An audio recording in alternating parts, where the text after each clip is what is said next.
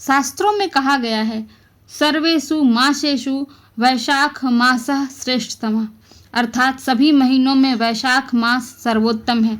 इस मास में किया गया प्रातःकालीन स्नान पापों का नाश करता है और मोक्ष का मार्ग प्रशस्त करता है।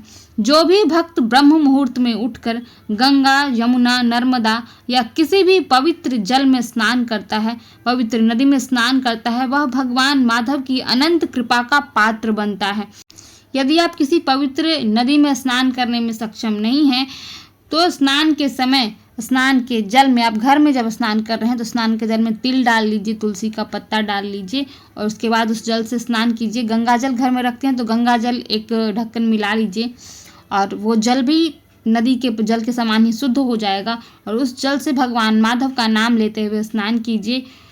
उसके पश्चात आप भगवान विष्णु की पूजा कीजिए, उन्हें तुलसी पत्र अवश्य चढ़ाइएगा और ओम नमो भगवते वासुदेवाय मंत्र का जाप भी अवश्य ही कीजिएगा, क्योंकि इस मास में किया गया हर स्नान, हर दान और भगवान का लिया गया नाम सहस्त्र गुना फल प्रदान करता है।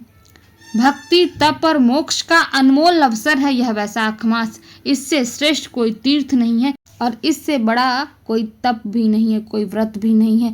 तो आप सब भी वैशाख मास का लाभ उठाइए, वैशाख स्नान कीजिए, प्रातः उठकर स्नान कीजिए, भगवान का पूजन कीजिए, भगवान स्मरण कीजिए, सात्विक भोजन कीजिए, दान कीजिए, पुण्य कीजिए, परोपकार कीजिए, सहायता कीजिए और शुद्ध मन से कीजिएगा। शुद्ध मन से की गई हर पूजा, हर कर्म भगवान तक पहुंचता है और भगवान उसको स्वीकार करते हैं और फलस्वरूप आपको आशीर्वाद प्रदान करते हैं, अपनी छत्र छाया में रखते हैं और आप पर आने वाली हर विपदा, हर संकट को वो दूर करते हैं। तो आप सब भी इस वैशाख मास भगवान माधव, भगवान विष्णु का कृपा पात्र बनिए, उनकी पूजा कीजिए, उनकी आराधना कीजिए और इस मास के पुण्यदायी अवसर का लाभ उठाइए। स्नान तो हम रोज करते हैं, लेकिन हमारा समय निश्चित नहीं होता, सब काम निपटा कर हम स्नान करते हैं। लेकिन जब कोई विशेष अवसर आए, कोई विशेष मास आए, जैसे लोग कार्तिक स्नान करते हैं, वैशाख स्नान करते हैं, माघ स्नान करते हैं, तो इस स्नान का समय ब्रह्म मुहूर्त का ही होता है। तो प्रातः 7 बजे के पहले आप स्नान कर लीजिए, तभी इस स्नान का आपको फल मिलेगा और यह स्नान आपके लिए पुण्यदायी होगा।